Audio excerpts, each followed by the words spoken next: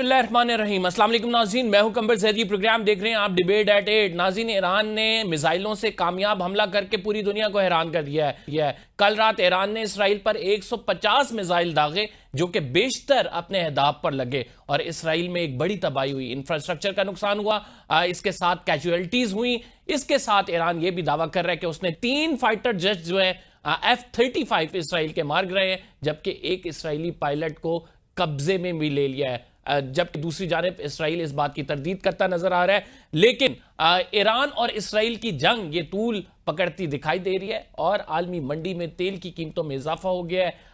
अमरीकी कांग्रेस के लोग जो है डोनाल्ड ट्रंप के हवाले से बातें कर रहे हैं कि डोनाल्ड ट्रंप ने एक बहुत बड़ा जुआ खेला है और मुज़ाकरात से कबल ईरान पर अटैक करना इसराइल की जानिब से ये किसी बड़ी पेशरफ्त का जो है सबब बनेगा। और अगर अमेरिका इस जंग में शामिल हो गया तो अमेरिका के लिए बड़ा खतरनाक होगा। आगे मजीद क्या सूरत हाल बनने जा रही है, इस पर आज हम बात करेंगे। खसूसन ईरान के रिस्पॉन्स के बाद इसराइल क्या कुछ करेगा, इसराइल हमला कर सकता है और कितने लंबे अरसे तक ये जंग चल सकती है। इराक की एयर स्पेस अभी क्लोज है, ईरान की एयर स्पेस भी इस टाइम क्लोज है।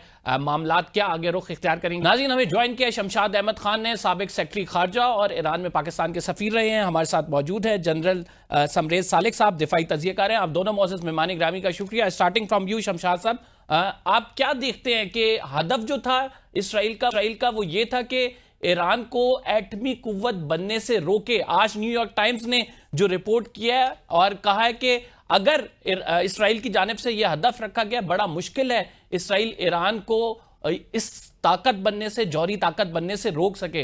How do you see this situation sir? देखिए, ये सिलसिला जो है गुज़श्ता 22 साल से चल रहा है और as a matter of choice, not necessity. और उस वक्त से दरअसल ये है कि सबको पता था कि ईरान के पास न्यूक्लियर सलाहियत बहुत अरसे से है। इनफैक्ट हम सबसे पहले ईरान के पास न्यूक्लियर कैपेबिलिटी थी, इस किस्म की कि जो फैसिलिटीज थी वो ईरान को अमेरिका ने दी थी। और जब अमेरिका चला गया तो वो कैपेसिटी जो थी वो उनकी मौजूद रही, फैसिलिटीज थी।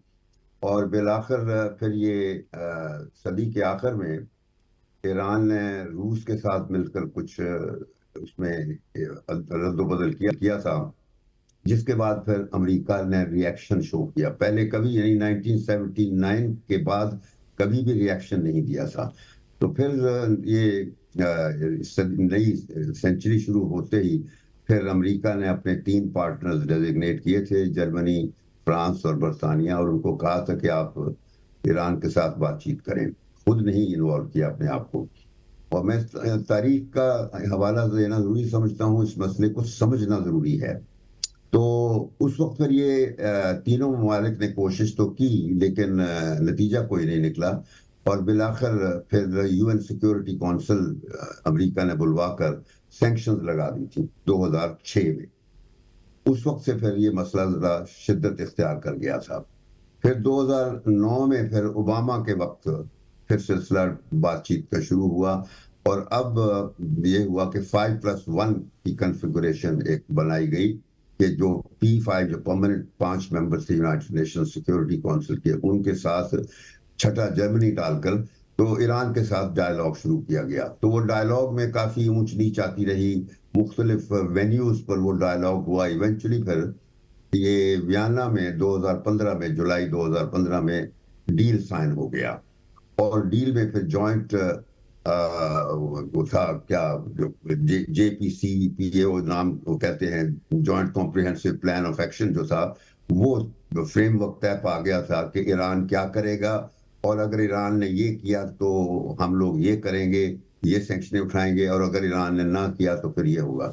तो वो बड़ा अच्छा डील हो गया था और मैं हमेशा उस पर बड़ा मुतमईन था कि, और हमेशा लोग कहा करते थे कि अभी इसराइल और ईरान पे जंग शुरू हो जाएगी।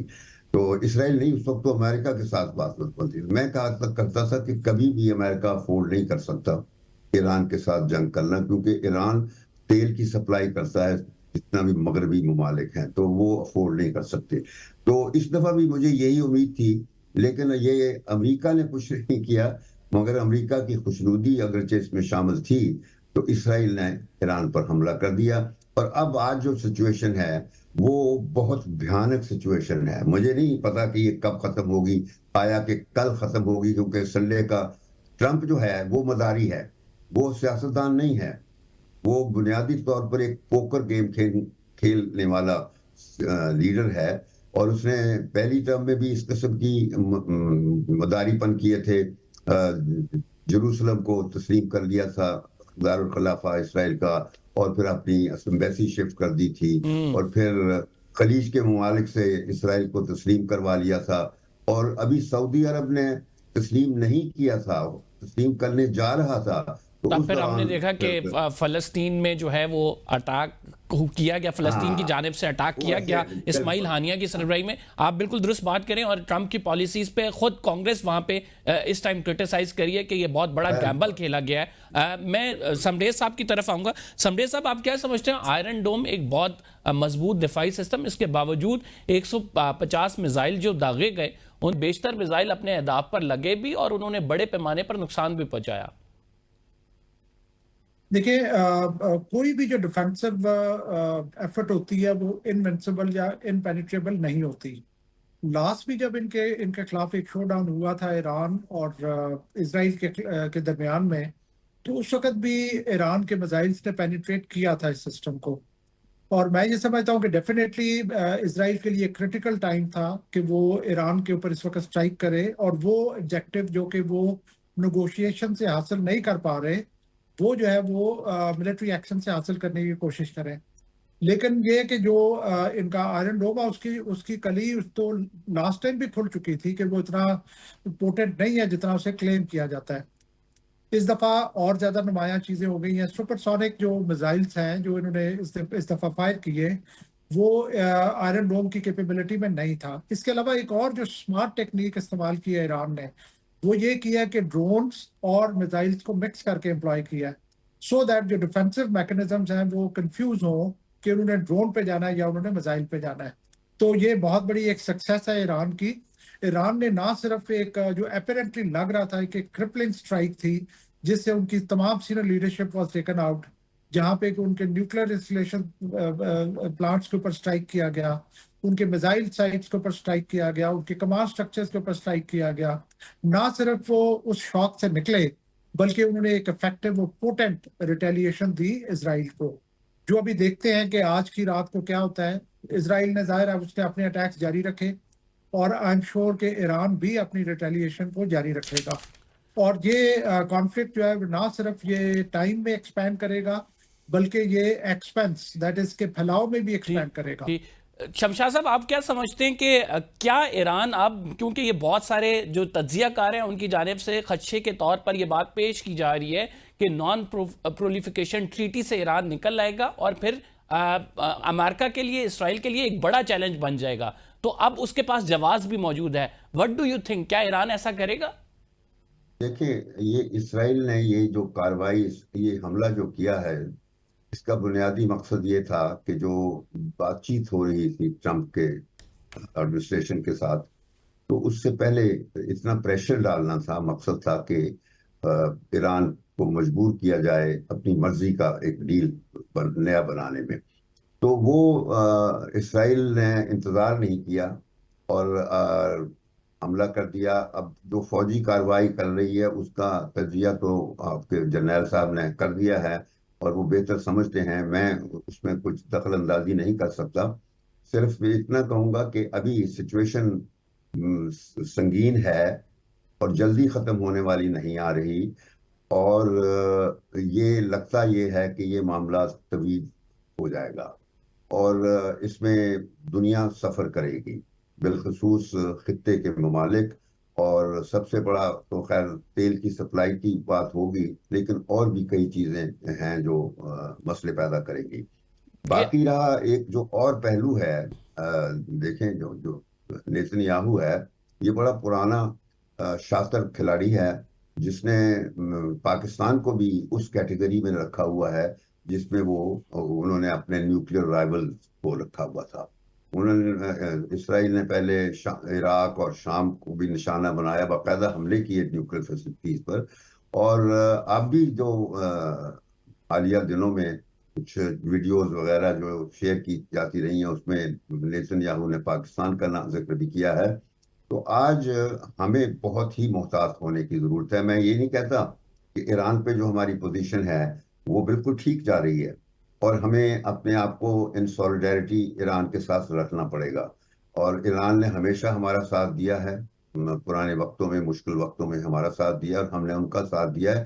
तो ये जो सॉलिडारिटी है ये जारी रहनी चाहिए, कतई नज़र इसके कि हमें इस बड़े रिस्क भी हैं। क्योंकि ट्रंप जो है वो बहुत ही अनप्रेडिक्टेबल किस्म की शख्सियत है।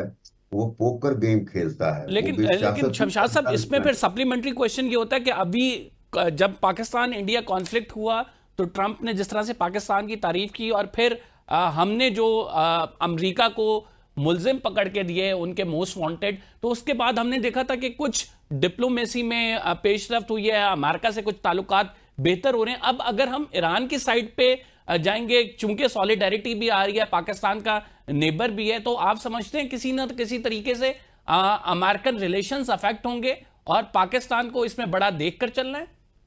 अमेरिका के पाकिस्तान के साथ ताल्लुकात को आप कोई बहुत सॉलिड रिलेशनशिप ना समझिए। मैं बताऊं, कभी भी ऐसा नहीं रहा। अमेरिका की पाकिस्तान के साथ एंगेजमेंट सिर्फ और सिर्फ ट्रांजैक्शनल है, कि जब तक उनको पाकिस्तान के साथ काम रहता है तो वो ताल्लुक अच्छा रखते हैं, जब नहीं होता तो फिर छोड़ देते हैं या फिर दबाव डालते हैं। और बिलखुसूस फौज के खिलाफ प्रेशर रखा इन्होंने, हमेशा फौज को अंडर प्रेशर रखा। लेकिन अभी जो ये जो वाकयात हुए हालिया दिनों में, जो ट्रंप ने अच्छी बात पाकिस्तान के बारे में की है, तो ट्रंप के जहनों में, यानी एक वक्त में उसके जहन में बहुत चीजें घूम रही होती हैं।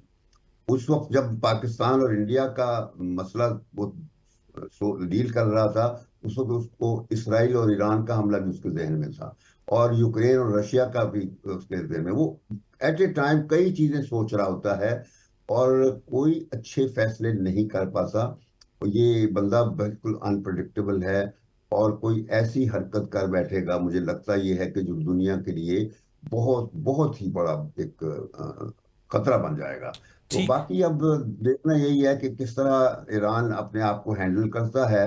और अभी तो ठीक है, ईरान ने थोड़ा बहुत उसको अपना डैमेज किया है इसराइल को, लेकिन इसराइल अपना जो हदफ है उसको हासिल किए बगैर खत्म नहीं करेगा। ठीक सर, हमने एक छोटा सा ब्रेक लेना है। We will be right back after break. Iran claim कर रहा है कि 3 इजरायली फाइटर जेट्स उसने गिराए हैं। समरेज साहब से पूछेंगे एक छोटे से ब्रेक के लिए।